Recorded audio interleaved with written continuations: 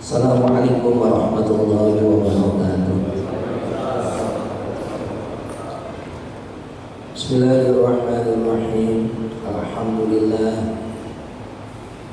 Wassalatu wassalamu ala sayyidina Muhammad ibn Abdillah wa ala alihi wa ashabihi salatan wa salaman daimaini mutalazimaini ila yaumil qiyamah. Amma ba'd.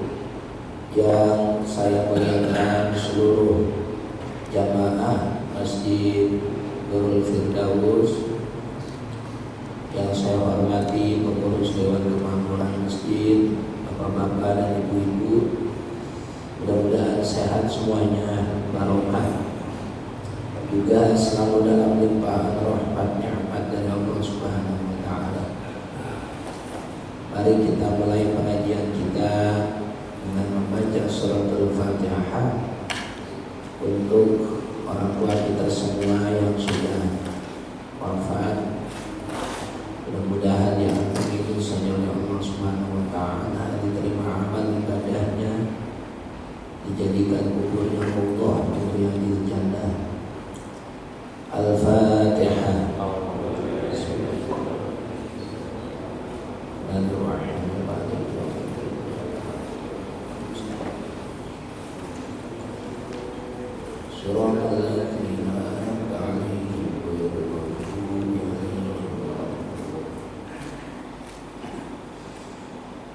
Bismillahirrahmanirrahim. Kita lanjutkan kajian kitab Bulughul Maram karya Al-Imam Ibnu Hajar Al-Asqalani. Masuk pada hadis 138.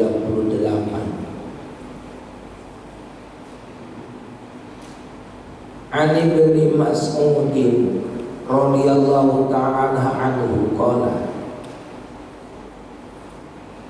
dari Ibnu Mas'ud, nama aslinya Abdullah bin Mas'ud, sahabat Nabi yang kecil perawakannya, kecil sekali, sampai pernah dibully oleh teman-temannya, diketawain.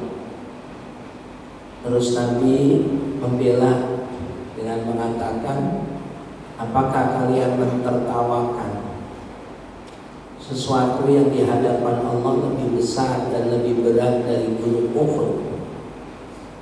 Saking sayangnya Nabi sama Ibnu Mas'ud. Ibnu Mas'ud itu yang membunuh Abu Jahal saat perang Badar. Makanya kemudian timbul satu makalah, wala tahtakir kaidan dha'ifi farubbama yamutul afa'u min su'umil aqaribi.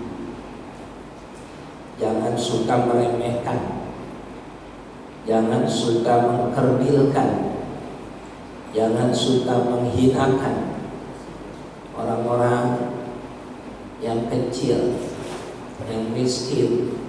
Farubbama yamutu, banyak sekali mati. Al-afa'u, ular yang besar dan berbisa. Min sumumil aqaribi, karena disengat oleh kalajengking. Ular yang besar dan berbisa, banyak yang mati karena disengat kalajengking. Banyak sekali orang besar itu jatuh karena kesombongannya sendiri yang merendahkan orang-orang kecil, orang-orang miskin. Ibnu Mas'ud radhiyallahu ta'ala anhu qala, berkata Ibnu Mas'ud, qala Rasulullah sallallahu alaihi wasallam, Gusti Nabi Muhammad sallallahu alaihi wasallam bersabda, afdhalul a'mal as-salatu fi awwali waqtiha utama-utamanya amal ibadah al-badaniyah. As-sholatu yaitu mengerjakan sholat fi awwali waktiha, pada awal waktunya. Hadis ini diriwayatkan oleh Imam At-Tirmidzi wal Hakim dan Imam Hakim wa shahhahahu. Lalu Imam Hakim dan Imam At-Tirmidzi mensahihkan hadis ini. Wa asluhu fil Bukhari, juga terdapat dalam riwayat Imam Bukhari. Hadis sahih. Pada awal kajian kitab Bulughul Maram tahun 2017 di masjid ini, saya sudah menyampaikan kalau kita membaca kitab Bulughul Maram itu harus dengan syarahnya, harus.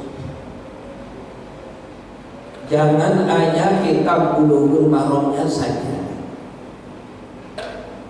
karena banyak sekali hadis yang panjang kemudian dipotong, diringkas, seringkas-ringkasnya. Awal pertama kita ngaji Kitab Ahkamit Thaharah, itu menerangkan tentang air laut. Hadisnya panjang, lalu dipotong, potongnya singkat sekali. Itu di kitab Bulughul Maram. Yaitu kata Nabi mengatakan fil bahri, dalam kaitannya dengan air laut, huwa at-tahuru ma'uhu al-hillu maitatuhu. Air laut itu suci, mensucikan airnya, dan juga halal bangkainya. Itu hadis yang panjang sekali, karena tidak mungkin ada domir, ujuk-ujuk. Ujuk-ujuk itu apa? Tiba-tiba. Orang Jawa bilang jumadaan. Tiba-tiba kok ada domir. Huwa atau huru ma'uhu al-hillu maitatuhu. Domir itu kan kata ganti. Lah gua itu kata gantinya apa? Kata ganti dari kalimat yang mana? Nah, kemudian dijelaskan di syarahnya. Di antaranya kitab Ibanatul Ahkam karya Al-Imam Alawi bin Abbas Al-Makki Al-Maliki Al-Hasani. Ternyata hadisnya panjang sekali. Ada sahabat yang hendak melaut, kemudian bertanya kepada Nabi, "Ya Rasulullah, inna narkabul baqra wa nahmilu ma'ana qalilun minal ma'i in tawaddaqna bihi atashna afanatawaddu bihi." Baru Nabi menjawab, "Huwa at-tahuru ma'uhu al-illu maitatuhu." Ini bayangkan berapa banyak tuh kalimat yang dibuang. Ya Rasulullah, inna narkabul baqra wa nahmilu ma'ana qalilun minal ma'i in tawaddaqna bihi atashna afanatawaddu bihi. Berapa? 14 kalimat yang dibuang. Baru Nabi mengatakan huwa at-tahuru ma'uhu al-hillu maitatuhu. Hadis yang pertama itu di kitab Bulughul Maram. Ada sahabat laporan, "Nabi, kami ini nelayan yang ingin mengarungi lautan untuk mencari ikan. Wa nahmilu ma'ana qalilun minal ma'i, dan kami membawa perbekalan air itu cuma sedikit.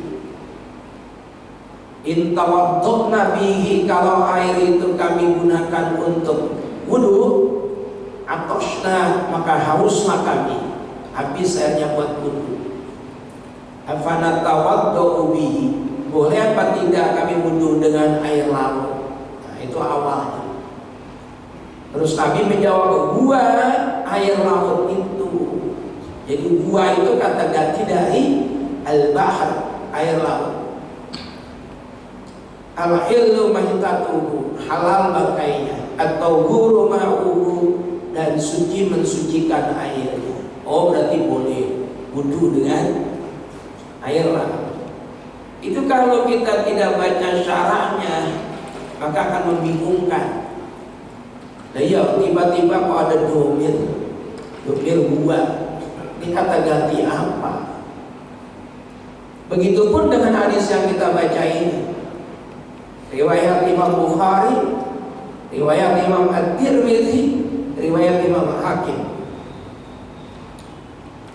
Ujuk-ujuk ada kalimat afdhalul a'mali as-sholatu fi awwali waqtiha.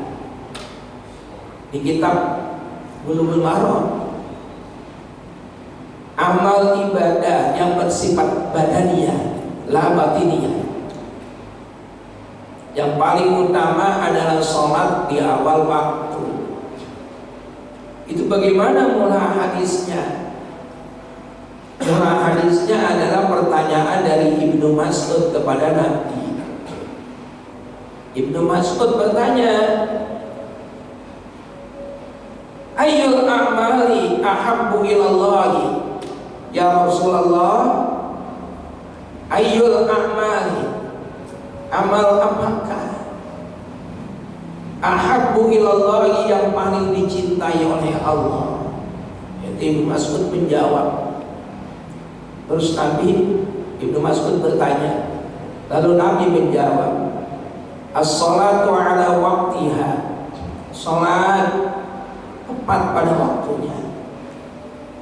Qala summa ayyun, lalu apalagi ya Rasulullah setelah salat tepat pada waktunya?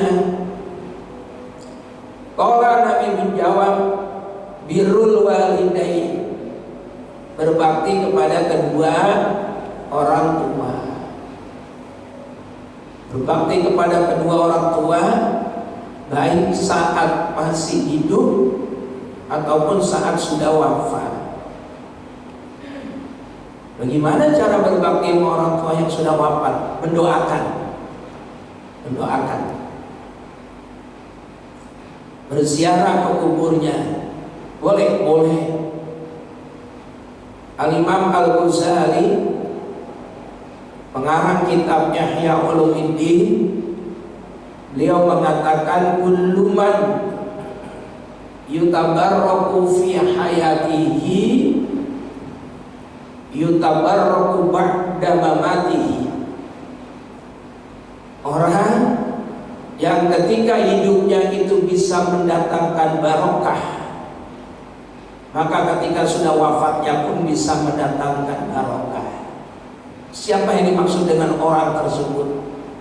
Nomor satu, orang tua, ibu, ayah. Hidupnya datangin barokah, wafatnya pun masih bisa mendatangkan barokah. Berziarah ke kuburnya boleh. Siapa yang bilang? Nabi Muhammad. Apa hadisnya dan diriwayatkan oleh siapa? Diriwayatkan oleh Imam Muslim. Hadis sahih.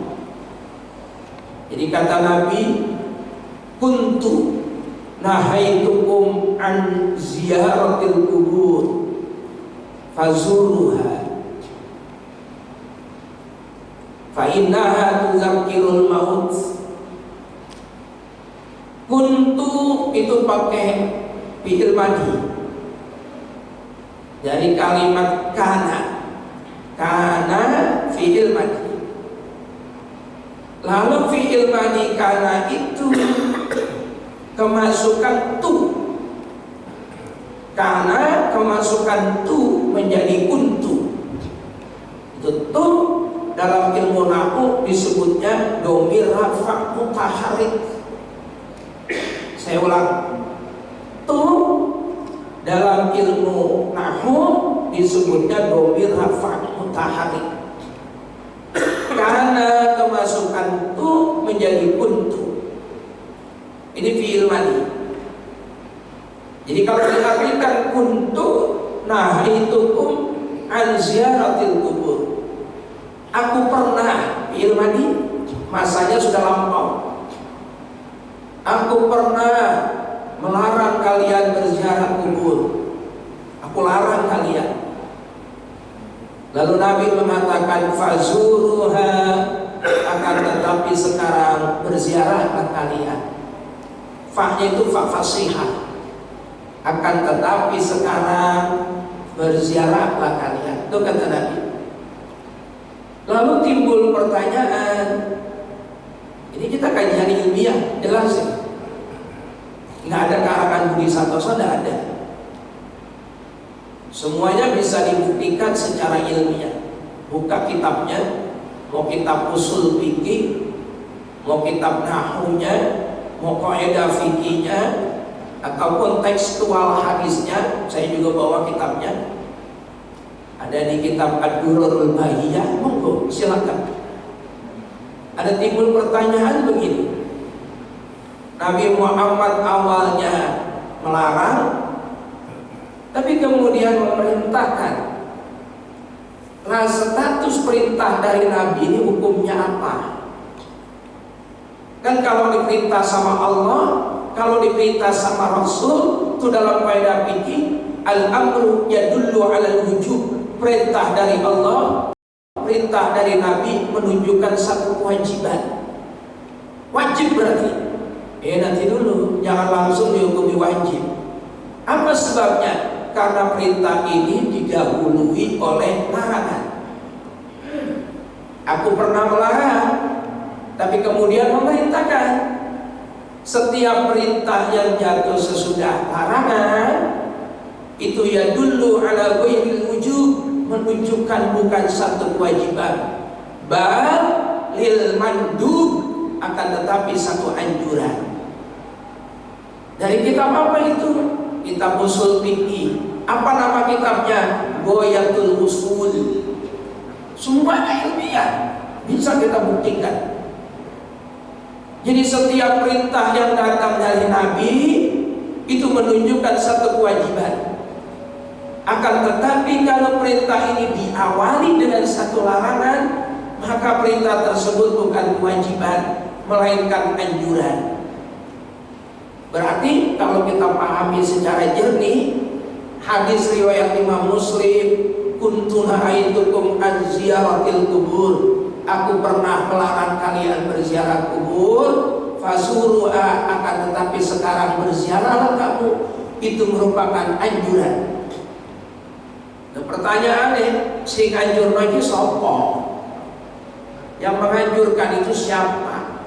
Yang menganjurkan dia Gusti Nabi.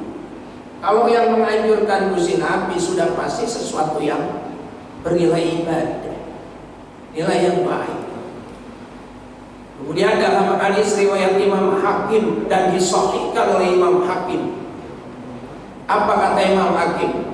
Man zara qabra abawaihi aw ahadahuma fi kulli jumu'atin ghufira lahu wa kutiba babaran wa kutiba babaran. Seorang anak yang berziarah ke kubur kedua orang tuanya, kalau dua-duanya sudah meninggal dunia, aw ahadahuma, atau salah satu dari keduanya. Kalau yang satu sudah wafat, yang satu masih hidup, kata Nabi apa? Ghufira lahu, anak itu akan diampuni dosanya, wa kutiba baran, dan dicatat sebagai anak yang berbakti kepada kedua orang tua. Hadis riwayat Imam Hakim dan disahihkan oleh Imam Hakim. Jadi hadis ini pertanyaan dari Ibnu Mas'ud kepada Nabi, Gusti, Ada apa Ibnu Mas'ud? Ayyul a'mali afdal? Amal apakah yang paling utama? Wa fi riwayatin ayyul a'mali ahabbu ilallahi ta'ala? Amal apakah yang paling dicintai Allah? Qala, Nabi menjawab, as-salatu ala waqtiha. Salat tepat pada waktunya. Kemudian yang kedua, birrul walidain, berbakti kepada kedua orang tua. Saya punya kitab itu namanya Al-Adabul Mufrad. Itu kitab hadis yang isinya 100% diriwayatkan oleh Imam Bukhari. Imam Bukhari. Jadi kumpulan Imam Bukhari. Di bab-bab awal itu pembahasannya tentang birrul walidain. Ada seorang pemuda di zaman sahabat Nabi, Abdullah ibn Abbas, sahabat namanya. Ini pemuda ini mencintai wanita, senang sama seorang wanita, pengen diperistri, dilamar wanita itu, tetapi ditolak dan diterima. Cinta bertepuk sebelah tangan, ditolak. Sakit hati dia. Tidak beberapa lama wanita ini dilamar orang lain, diterima. Wow, sakit hatinya memuncak. Akhirnya dibunuh oleh laki-laki yang ditolak. Hari berganti, bulan berlalu, dia sadar pengen taubat. Datanglah menemui Ibnu Abbas, Abdullah ibn Abbas. Ini makamnya di Taif. Ada perpustakaan Abdullah ibn Abbas, ada masjid Abdullah ibn Abbas, ada di Taif. Faqad surtu. Alhamdulillah saya sudah ke sana, sudah sholat di masjidnya, dan juga sudah pernah melihat perpustakaannya Abdullah ibn Abbas. Lalu terus ini sahabat yang membunuh sahabat Ibnu Abbas bertanya, saya ini pelaku pembunuh, bagaimana caranya agar dosa saya diampuni Allah? Ibnu Abbas bertanya, kamu masih punya ibu?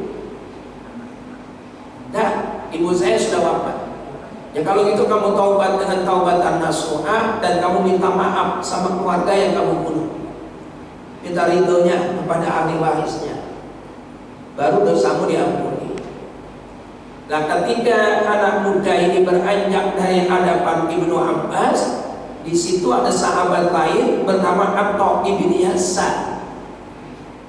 Nah, Atta ibn Yasar kemudian bertanya kepada Ibnu Abbas, apa hubungannya antara dosa membunuh dengan ibunya anak ini? Dia akan bertanya, bagaimana cara Allah mengampuni dosa saya karena saya telah membunuh? Terus Ibnu Abbas bertanya, kamu punya ibu? Apa hubungannya?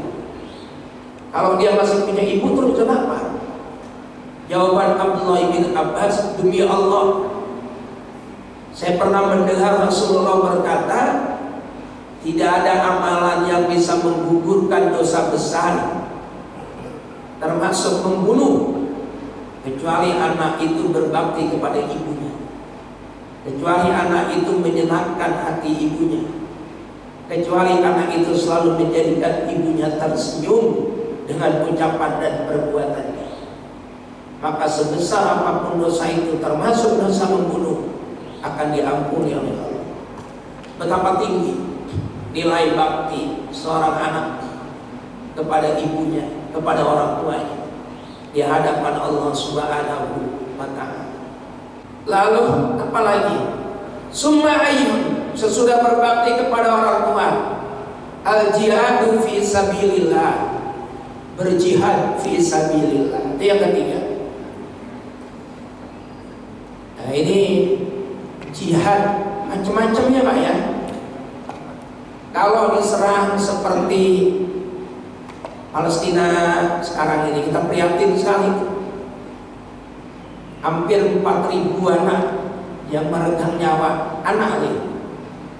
Kalau ditambah perempuan sama yang lain sudah lebih dari 8.000, hampir 9.000. Hukum jihad di daerah umat Islam yang sedang dijajah adalah fardu ain, wajib hukum.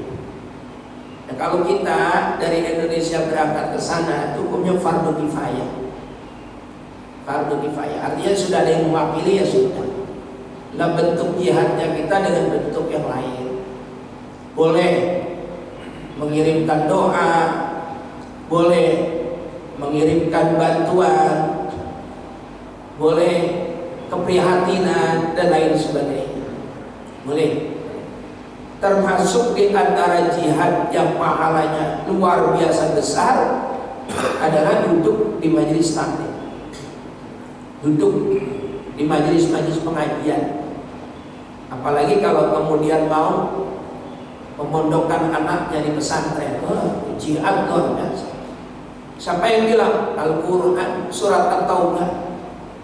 Falaula nafara min kulli firqatin minhum ta'ifatul liyatafaqahu fid-din wa liyunziru qaumahum idza raja'u ilaihim la'allahum yahzarun. Hendaklah tidak semua kalian itu berjihad mengangkat senjata, tapi ada juga kelompok yang liyatafaqahu fid-din, memperdalam ilmu agama, ngaji.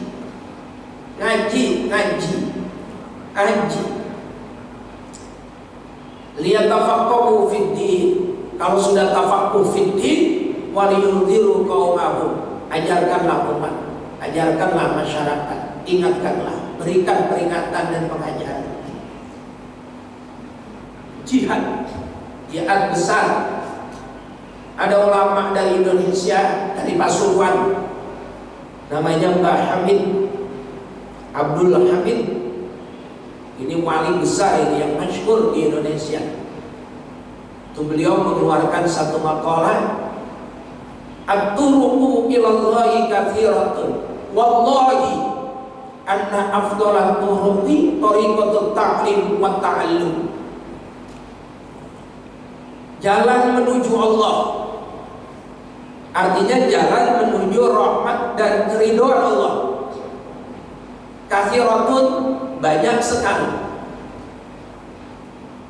Wallahi, demi Allah, anna afdalat turuqi, sesungguhnya jalan paling utama menuju rahmat dan ridho Allah, thariqatut ta'lim wa ta'allum, yaitu dengan cara kamu belajar dan mengajar, mengajarkan agama dan duduk mendengarkan kajian agama.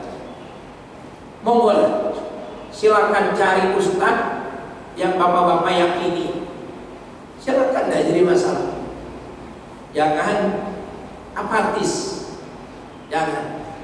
Ini bukan ustaz kelompok saya, tidak mau ngaji, jangan. Semua akan ada nilai baiknya. Walaupun semua pendapatnya tidak cocok dengan kita, nilai baiknya adalah duduk di masjid, beriktikaf, diniatkan ngaji, itu sudah nilai baik. Dan kalau nggak cocok ya nggak usah dipakai. Tapi jangan apatis, jangan ada kebencian. Apalagi belum apa-apa sudah langsung tidak menyetujui. Nanti dulu. Saya itu mendengarkan apa saja. Yazid Jawaz saya dengerin, Olid Basalama saya dengerin, kemudian Adi Hidayah, Ustaz Adi Hidayah saya dengerin, Ustaz Abdul Somad ya saya dengerin, Gus Baha ya saya dengerin, Gus Qayyum atau manusia Al-Quran itu ya saya dengerin, semuanya. Karena saya punya prinsip, khudhil hikmah walau min famil bahaim. Ambillah kebaikan itu walaupun datangnya dari mulut binatang. Ambillah kebaikan itu walaupun datangnya dari mulut binatang, walaupun datangnya dari binatang. Andaikan binatang bisa berbicara dan itu satu nilai positif, ambil. Apalagi dari orang-orang yang punya ilmu, apalagi dari sesama muslim, pasti akan ada nilai kebaikan. Tapi jangan jadi nilai kebaikan. Gak usah apatis, ini bukan ustadz saya. Ustadz saya kok ustadz kok dimonopoli. Ini bukan ustadz saya, ustadz bersama. Ini bukan kelompok saya, jangan. Apa siapapun saya ngaji. Bapak percaya, saya ngaji Quran lebih dari 20 ustadz. Tapi yang paling banyak saya menghatamkan Al-Quran itu guru saya namanya Ustadz Wafiruddin, Allah yarham. Lebih dari 5 kali saya menghatamkan Quran di depan beliau. Selebihnya saya ngaji pada semua ustaz, ada 20 ustaz lebih. Ya terus sanadnya atau puncaknya itu ya kepada Hadratus Syekh Al-Alim Al-Allamah Romoki Haji Muhammad Mulil Albab Arwani, putranya Mbak Arwani. Itu baru ngambil sanad Al-Quran. Ngaji Quran lebih dari 20. Dan guru fikih saya juga banyak sekali. Yang paling saya bangga-banggakan tentu saja Al-Alim Al-Allamah Romoki Haji Muhammad Arifin Fanani. Itu murid Mbak Maimun Zubair dan seterusnya. Nah, itu jangan pilih-pilih. Bukan ustaz saya, bukan kelompok saya. Khudil hikmah walau min famil bahaim. Ambillah kebaikan itu walaupun datangnya dari mulut binatang. Ada kerbau buang kotoran, tapi keluarnya adalah mutiara. Umpama ini, ambil. Jangan pernah lihat keluarnya dari mana, tapi lihatlah apa yang dikeluarkan. Ada kiai mulutnya mengeluarkan muntah, jangan diambil. Walaupun keluarnya dari mulut kiai yang keluar itu najis, muntah, jangan diambil. Jadi ambillah nilai positifnya, nilai baik. Yang tidak baik ya jangan diambil. Artinya tetap hadir, tetap duduk. Tapi kalau tidak cocok ya tidak usah diambil. Kepada siapapun itu, berlaku untuk siapapun itu. Kalau nggak cocok ya sudah. Nah, cocok atau tidak cocok itu harus dilandasi berdasarkan hujjah dan juga adillatul ahkam. Adillatul ahkam, dalil-dalil hukum. Saya senang sekali itu dengan kajian Gus Baha, Kiai Haji Bahamuddin Nur Salim. Kemudian ada lagi itu Kiai Haji Abdul Qayyum Mansur, masya Allah. Kalau Gus Baha kan bahasanya banyakan Jawa. Coba Bapak klik di YouTube Gus Qayyum, Kiai Haji Abdul Qayyum Mansur, lebih luas. Bahasanya Indonesia, masya Allah. Itu Buya Yahya Al-Ba'ja Cirebon, termasuk Ustaz Ali Hidayat, itu sering nelpon beliau. Kalau nemu dalil begini, itu kitabnya dari mana? Itu teleponnya ke beliau. Beliau itu punya perpustakaan pribadi yang sangat lengkap. Banyak kitab yang tidak dimiliki orang lain beliau punya, termasuk manuskrip tafsir 30 jilid karya Syekh Yasin Ibn Isa Al-Fadani. Belum ada yang punya, beliau punya. Gus Qayyum. Alhamdulillah saya sudah datang ke rumah beliau. Saya nyetir sendiri. Saya datang ke Rembang, Lasem, Jawa Tengah, melewati Semarang, Demak, Kudus, Pati, Juwono, Rembang. Saya datang ke sana. Saya belum pernah mondok di Lasem, tidak pernah. Saya juga tidak pernah berguru sama beliau. Tapi karena saya salut dan takjub dengan kealiman beliau, beliau hafal Quran hanya dalam tempo 3 bulan. Terus saya datang, saya minta diakui murid sama beliau, minta dibaiat supaya saya diakui murid beliau. Alhamdulillah, ya beliau bersedia dan saya dibaiat sebagai muridnya. Ya gitu, datangin ada siapa orang alim, datangin. Kalau bisa belajar, kalau tidak bisa belajar karena memang waktu dan lain sebagainya, minta dibaiat sebagai muridnya. Titik al-jihadu fi sabilillah. Boleh jihad dengan cara menuntut ilmu, belajar agama, atau juga yang membantu fakir miskin, anak-anak yatim, itu termasuk jihad, jihad. Titik. Selesai hadis ini. Hadis berikutnya. Bismillahirrahmanirrahim. An Ummi Salamah radhiyallahu ta'ala anhu. Dari Ummu Salamah radhiyallahu anha, perempuan radhiyallahu anha. Qalat, berkata Ummu Salamah, shalla Rasulullah sallallahu alaihi wasallam al-asra. Gusti Nabi Muhammad sallallahu alaihi wasallam selesai mengerjakan sholat asar. Summa dakhala baiti, lalu beliau masuk ke rumahku. Ummu Salamah, istrinya Nabi, Ummu Salamah. Fa shalla raka'ataini, lalu Nabi sholat 2 rakaat. Ini penting. Baqala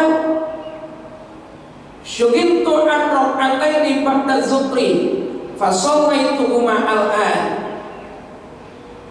Fa qultu afanaqtihima idza fatana.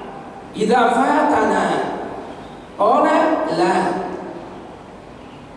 Kemarin udah kita bahas sholat sunnah sesudah sholat asar itu tidak ada. Artinya tidak ada sholat ba'diyah asar, tidak ada sholat ba'diyah subuh. Boten. Sehingga tidak boleh mengerjakan sholat sesudah sholat asar. Dan saya sampaikan baru bulan yang kemarin, kecuali sholat itu sholat yang lahu sababun atau laha sababun. Kalau sholat yang tidak punya sebab tidak boleh. Kon sholat apa? Yo sholat apa wae lah. Tidak punya nama, enggak. Itu namanya sholat sunnah mutlak. Haram, tidak boleh sesudah sholat asar. Dan itu pun dikecualikan di Masjidil Haram Mekah. Kalau di Masjidil Haram Mekah tidak ada sholat yang diharamkan, waktunya tidak ada. Bapak sholat sunnah mutlak habis asar boleh, bapak sholat sunnah mutlak habis subuh boleh. Itu hadis Nabi sahih. Tidak ada larangan mengerjakan sholat sunnah mutlak di Masjidil Haram Mekah.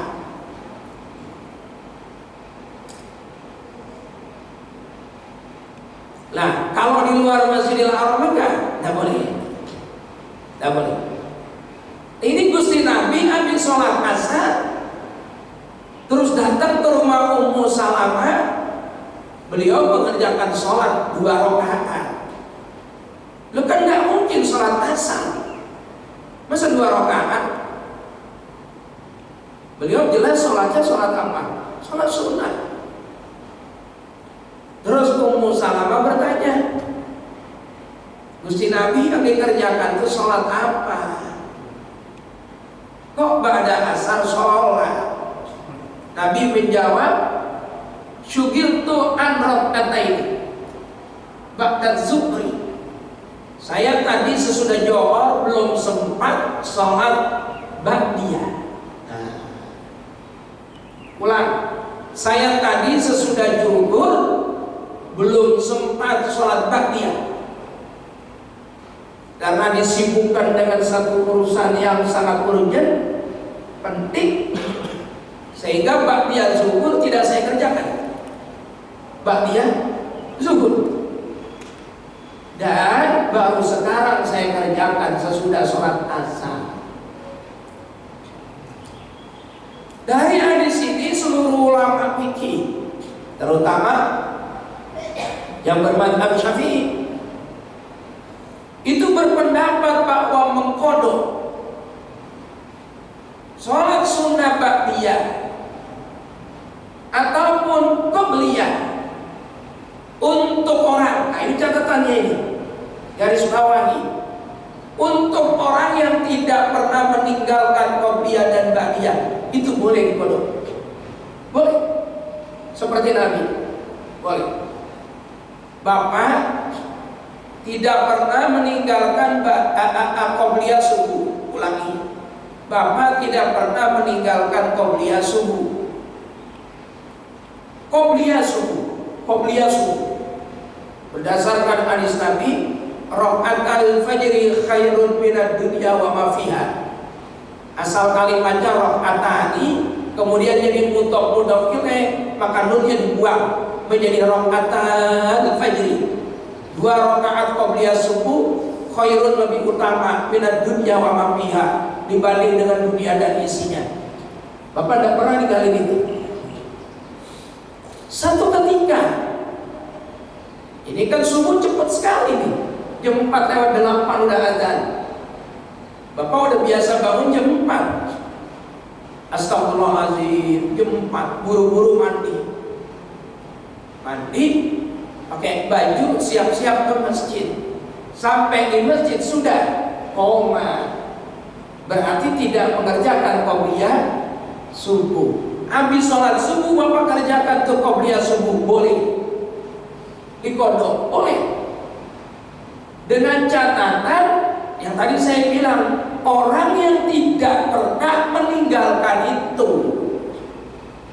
Nah, kalau emang kagak pernah sholat qobliyah, ya terus begitu datang, Pak terlambat saya mau kodok entar setelah sholat subuh, emang biasanya juga kagak, biasanya juga enggak. Jadi boleh, seperti aliran Nabi kita, ini hadis sahih. Jadi beliau tidak mengerjakan ba'diyah zuhur karena disibukkan dengan satu urusan yang urgent. Lalu beliau mengerjakannya ba'da asar di rumah Ummu Salamah. Terus Ummu Salamah bertanya, apakah itu satu keharusan ya Rasulullah? Apakah satu kewajiban? Kalau kita sesudah sholat kemudian tidak bisa mengerjakan ba'diyah, boleh dikodok di tempat lain? Oh enggak, itu enggak satu kewajiban. Itu tidak satu kewajiban, tidak. Lah itu menunjukkan ya dulu ala jawaz, menunjukkan satu kebolehan, bukan satu hal yang ditekankan, artinya sunnah muakkadah ataupun kewajiban, tidak. Ya sudah boleh, ya, boleh. Sesudah sholat zuhur, sesudah sholat asar, sholat. Oleh karena itu jangan gampang menyalahkan orang. Mau habis subuh kok sholat, sholat apa itu? Ya nanti dulu. Saya sholat kodok ya boleh, ada sebabnya. Saya sholat qobliyah ya boleh. Qobliyah kok sesudah? Arti qobliyah itu sebelum. Masa dikerjakan sesudah sholat subuh? Gimana? Yang namanya kodok, namanya mengganti. Ya kalau mengganti kan kapan saja boleh. Oh mengganti. Nah, itu disebut mengkodok sholat sunnah. Boleh lah Bapak, ini hadisnya. Riwayat Imam Abu Dawud. Tapi di riwayat Imam Abu Dawud itu bukan Ummu Salamah, tetapi Aisyah, istri Nabi yang lain. Kalau yang dari Ummu Salamah diriwayatkan oleh Imam Ahmad bin Hanbal. Baik, saya rasa sampai sini dulu. Dan siang, mudah-mudahan barokah dan manfaat. Barangkali ada yang ingin didiskusikan, silakan. Silakan Pak Haji. Konteks untuk kajian pagi ini luar biasa Pak Kiai. Afdhulul amal ada 3 tadi. Yang pertama sholat tepat waktu, yang kedua birrul walidain, yang ketiga jihad. Berkenaan dengan birrul walidain Pak Kiai, akhir-akhir ini banyak keluarga orang tuanya itu aswaja, anaknya bukan. Nah, ini sering terjadi pertentangan, terutama ketika penyelenggaraan jenazah, bahkan sampai anak itu anti ziarah kubur. Barangkali belum dengar hadis yang tadi disampaikan oleh Pak Kiai barangkali. Tapi bagaimanapun ini PR kita bersama-sama Pak Kiai. Karena trennya menurut saya kebetulan mengamati dan saya aktif untuk katakanlah majelis yasinan dan sebagainya dan seterusnya. Nah, ini ada tren yang seperti itu. Bagaimanapun ini menjadi tugas. Kalau saya sebagai anak ketika berbeda dengan orang tua, saya akan berusaha berupaya. Dalil yang dipakai itu apa, saya harus mencari kepada puncaknya. Yang kedua, Pak Kiai, Hasyim Asy'ari dijuluki dengan Hadratus Syekh. Hadratus Syekh itu katanya adalah hafal kutubus sittah. Mohon bisa diberikan pencerahan penjelasan apa maksud dari kutubus sittah, seperti apa beliau di dalam menyampaikan itu. Terima kasih. Wassalamualaikum warahmatullahi wabarakatuh. Waalaikumsalam warahmatullahi wabarakatuh. Perbedaan itu boleh terjadi kepada siapapun. Ada ulama namanya Ahmad Romli, punya anak namanya Muhammad Romli. Jadi bapaknya namanya Ahmad Romli, anaknya Muhammad Romli. Itu banyak sekali terjadi perbedaan pendapat. Dua-duanya ulama. Bapaknya ulama, anaknya ulama. Beda pendapat banyak sekali. Tetapi harus dalam konteks ya, sopan santun, tawadhu kepada orang tua, itu tidak boleh ditinggalkan. Ya kalau kemudian beda pandangan, beda pendapat, masalah furu'iyah, yang paling penting anak itu harus punya tawadhu orang tua. Jangan merasa orang tuanya salah, jangan merasa orang tuanya sesat. Itu bahaya, itu bisa jadi anak durhaka. Ya solusinya bagaimana? Solusinya memang harus ngaji, dan tidak pada satu ustaz, tidak pada satu kelompok. Ini ada doktrin masalahnya yang sangat kita sayangkan. Tidak boleh ngaji sama dia. Kalau ngaji sama dia itu sesat, min ahlil bid'ah. Nah itu yang kita sayangkan. Saya punya anak, saya beri kebebasan kok. Saya punya anak tuh saya kasih kebebasan. Kamu boleh ngaji sama siapa aja kan? Boleh. Anak saya kasih kebebasan. Kamu boleh pelajari mazhab Syafi'i, kamu boleh pelajari mazhab Maliki, kamu boleh pelajari mazhab Hambali, kamu boleh pelajari mazhab Hanafi. Imam Ibnu Hajar Al-Asqalani dengan Imam Muhammad Romli tidak kurang 600 masalah agama beda pendapat. Saya bilang perdalam dua-duanya. Kenapa dia berpendapat begini, kenapa dia berpendapat begini, nanti temukan benang merahnya. Itu keren. Jadi nggak ada doktrin kebencian.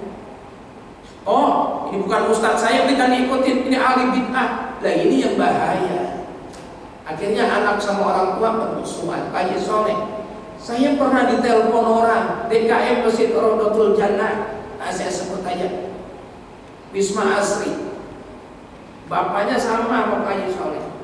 Setiap malam Jumat yasinan, Maulid Nabi, tahlilan, anaknya anti itu. Bapaknya meninggal dunia. Pengurus masjid ingin mengurus, kuburannya dipakai papan, atau kalau bahasa Betawinya dinding ari, ya, dinding ari pakai papan. Anaknya nggak boleh pakai ini di segala. Wow. Terus kemudian nggak boleh ditahlilin, ribut antara DKM sama anaknya. Sampai nelpon saya datang, udah mau penguburan ribut. Saya bilang, maunya gimana mas? Nggak usah pakai papan-papanan, ya sudah turutin, jangan pakai papan. Maunya bagaimana? Nggak usah ditali-tali, ya sudah, nggak usah diturutin, nggak usah ditalilin. Kita talil di masjid saja. Ini ahli warisnya, silakan. Cuma begini mas, pesan saya, mestinya Kamu jangan bawa ke masjid bapakmu. Kamu sholatin sendiri di rumah, kamu potong sendiri. Itu fair, itu adil. Jangan sudah kamu bawa ke masjid, sudah disolati di masjid, diurus pengurus masjid. Itu kan pesan dari keluarga. Pesan dari keluarga. Lah kok sekarang kamu itu mestinya kamu potong sendiri bapak. Gitu. Ya, begitu. Ada juga teman kita jamaah masjid Khatmil Quran sangat. Bapaknya pengikut saya setia, kemana-mana saya pergi ikut.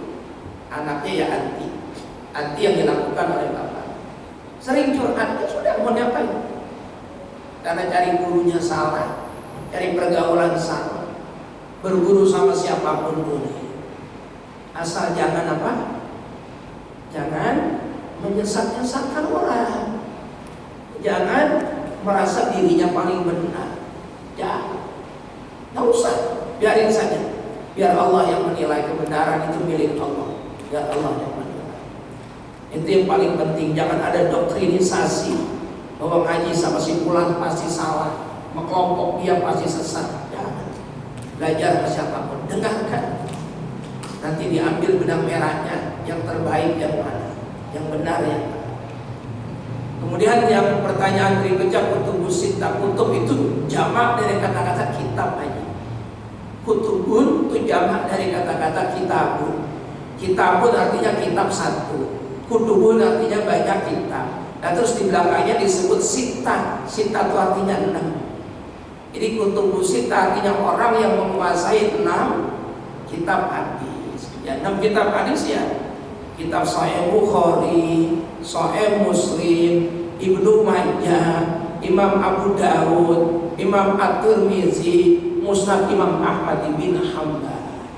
Itu ada kutubus sittah.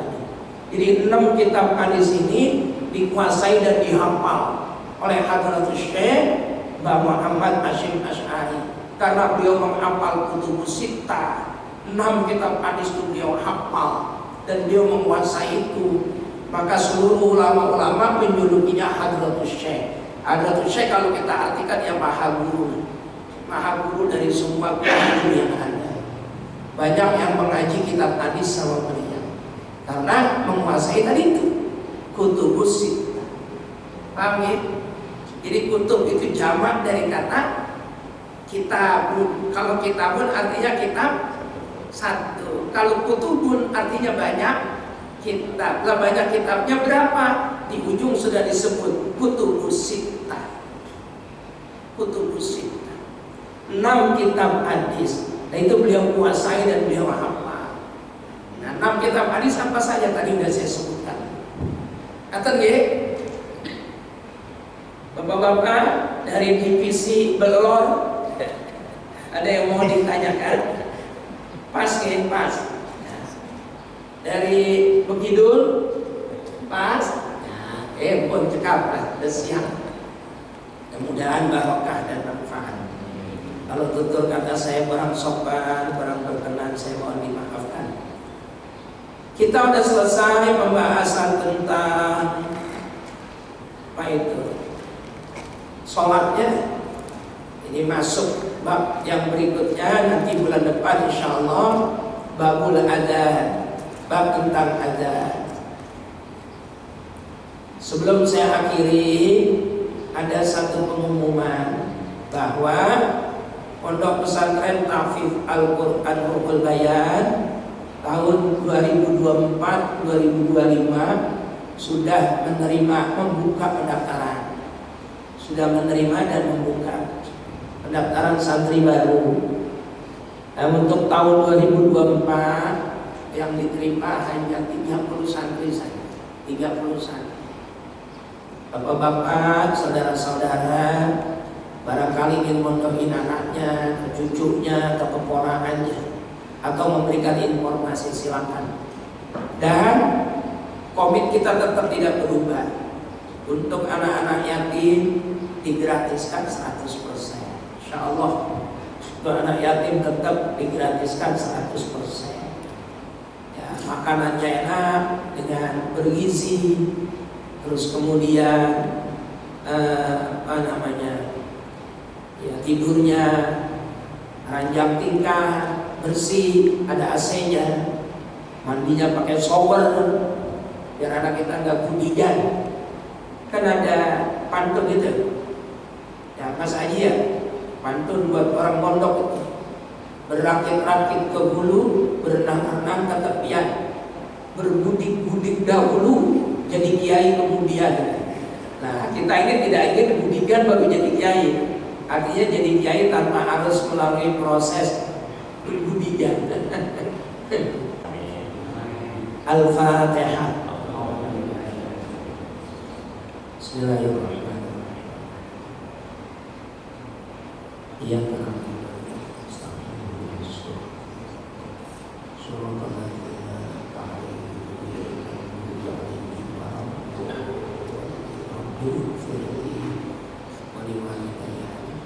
Bismillahirrahmanirrahim. Alhamdulillahirabbil alamin.